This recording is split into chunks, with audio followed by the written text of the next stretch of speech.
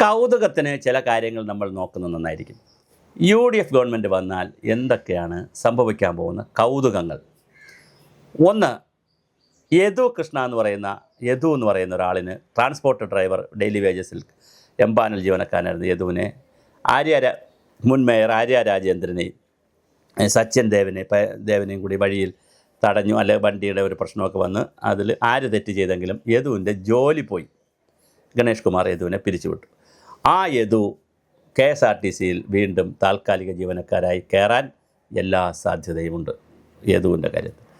നവീൻ ബാബു എന്ന ADM കണ്ണൂരിൽ മരിച്ചുപോയ ആത്മഹത്യ നവീൻ ബാബുവിൻ്റെ കേസ് CBIക്ക് വിടാനുള്ള എല്ലാ സാധ്യതയും കാണുന്നു. കേരള സർക്കാർ അത് തീരുമാനമെടുത്ത് CBIക്ക് വിടും. KM എബ്രഹാമിനെതിരെ ശക്തമായ അന്വേഷണം വരാനുള്ള എല്ലാ സാധ്യതയുമുണ്ട്.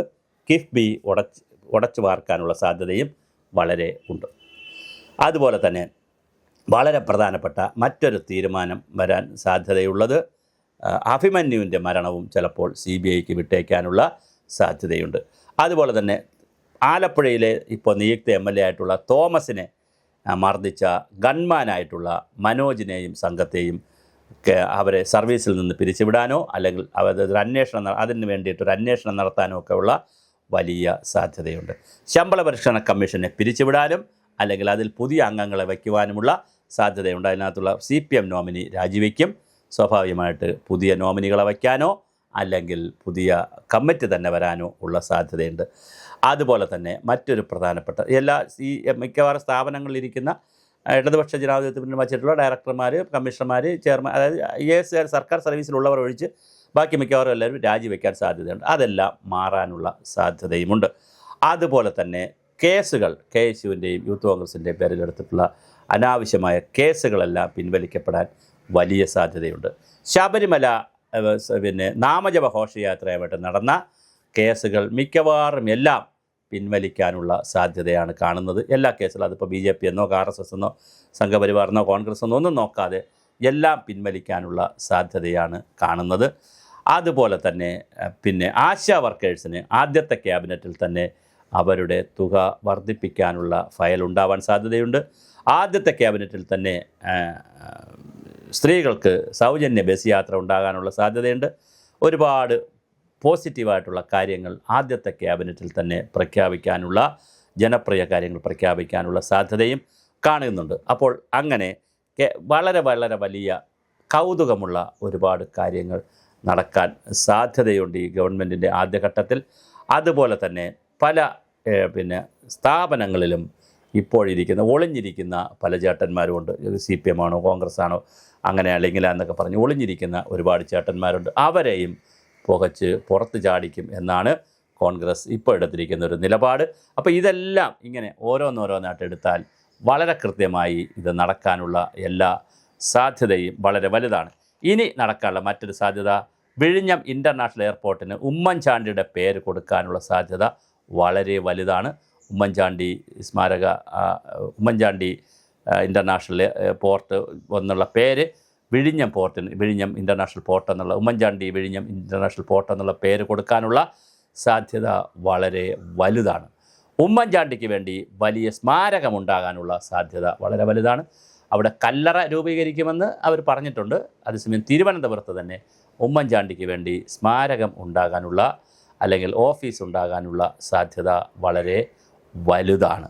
അപ്പോൾ ഇങ്ങനെ ഞാൻ പറഞ്ഞൊരു ഗവൺമെൻറ് വരുമ്പോൾ എടുക്കുന്ന മറ്റ് സാധാരണ അജണ്ടകൾ നടക്കും. അതിൽ നിന്ന് വ്യത്യസ്തമായ നിരവധി അജണ്ടകൾ ഇപ്രാവശ്യം നടക്കാൻ സാധ്യതയുണ്ട്. യദുവിൻ്റെ ജോലിയായാലും നവീനിൻ്റെ കേസ് CBIക്ക് വിടുന്നതായാലും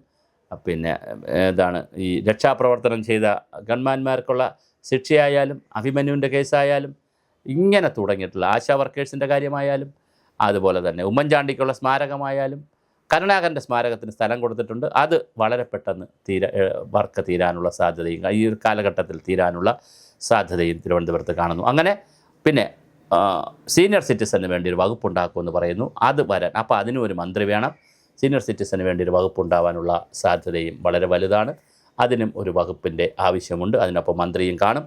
അപ്പോൾ അങ്ങനെ വളരെ രസകരമായ ഒരുപാട് കൗതുകങ്ങൾ നടക്കാൻ സാധ്യതയുണ്ട്. UDFൻ്റെ പുതിയ ഗവൺമെൻറ് എടുക്കാൻ പോകുന്ന പല തീരുമാനങ്ങളും ഇത്തരത്തിലുള്ള കൗതുകങ്ങൾ വരാൻ സാധ്യതയുണ്ട്. അതുപോലെ തന്നെ ശബരിമല കേസിൽ വീണ്ടും അഫിഡവിറ്റ് മാറാൻ സാധ്യതയുണ്ട്. കൃത്യമായി അഫിഡവിറ്റ് പുതിയ ഗവൺമെൻറ് കൊടുക്കേണ്ടി വരുമെന്നാണ് തോന്നുന്നത്. അങ്ങനെ കൊടുക്കേണ്ടി വരുമെങ്കിൽ അവിടെ സ്ത്രീകളെ പ്രവേശിക്കാൻ പാടില്ല, 10നും 50 വയസ്സിനും ഇടയ്ക്ക് സ്ത്രീകളെ പ്രവേശിപ്പിക്കാൻ പാടില്ല എന്നൊരു കത്തായിരിക്കും കൊടുക്കുന്നത്. AKG സെൻറ്ററിൻ്റെ കുറച്ച് സ്ഥലം, AKG സെൻറ്ററിൽ ഇരിക്കുന്ന പഴയ AKG സെൻറ്ററിൽ ഇരിക്കുന്ന പഠന ഗവേഷണത്തിൻ്റെ കുറേ സ്ഥലം യൂണിവേഴ്സിറ്റിയുടെ ആണെന്നൊരു കേസ് കിടപ്പുണ്ട്. ആ കേസ് മിക്കവാറും വീണ്ടും അതിൽ അഫിഡവിറ്റ് ഗവൺമെൻറ് കൊടുത്തിരിക്കുന്നതിനെ മാറ്റിക്കൊടുക്കാനുള്ള സാധ്യതയും, അങ്ങനെ ഓരോന്നോരോന്നായിട്ട് എടുത്തു കഴിഞ്ഞാൽ പല പല പല സാധ്യതകളാണ് കാണുന്നത്. പുതിയ ഗവൺമെൻറ് പുതിയ രൂപത്തിൽ LDF ഗവൺമെൻറ് എടുത്തിട്ടുള്ള വളരെ അതുപോലെ PM ശ്രീയിൽ ഒപ്പുവയ്ക്കാനുള്ള എല്ലാ സാധ്യതയും കാണുന്നു. PM ശ്രീയിൽ ഒപ്പുവെച്ച് കേന്ദ്ര സർക്കാരിൽ നിന്ന് പണം വാങ്ങാനുള്ള എല്ലാ സാധ്യതയും കാണുന്നു. ഉടൻ തന്നെ കമ്മ്യൂണിസ്റ്റുകാർക്ക് പറയാം, LDFന് പറയാം, ഞങ്ങൾ BJPക്ക് കീഴടങ്ങിയില്ല, നിങ്ങളിതാ BJPക്ക് കീഴടങ്ങിയിരിക്കുന്നു, ആഗോളവൽക്കരണ സ്വകാര്യവൽക്കരണ നയങ്ങൾ വിദ്യാഭ്യാസത്തിൽ കൊണ്ടുവന്നിരിക്കുന്നു എന്നൊക്കെ പറയാം. സ്വകാര്യ സർവകലാശാലകൾ വരാൻ സാധ്യതയുണ്ട്. ഇങ്ങനെ യൂണിവേഴ്സിറ്റി കോളേജിൻ്റെ ഡിഗ്രി വിദ്യാഭ്യാസം അവിടെ നിന്ന് മാറ്റാൻ സാധ്യതയുണ്ട്. ഇങ്ങനെ 100 കണക്കിന് പുതിയ കൗതുകങ്ങൾ കൊണ്ടുവരാനുള്ള സാധ്യത വളരെ വലുതാണ്.